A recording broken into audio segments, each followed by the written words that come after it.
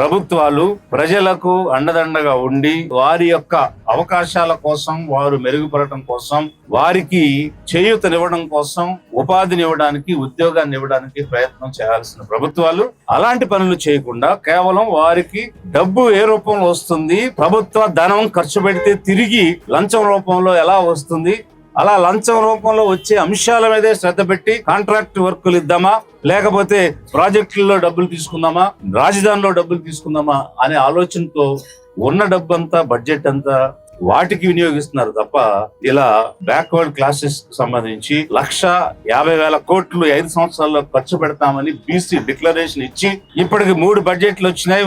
సంవత్సరానికి 30,000 చొప్పున 90,000 కోట్లు బీసీలకు కేటాయించి ఉండాలి. అలా ఉంటే ఈ రోజు ఈ నిరాహార దీక్ష చేయాల్సిన అవసరం వచ్చి ఉండేది కాదు.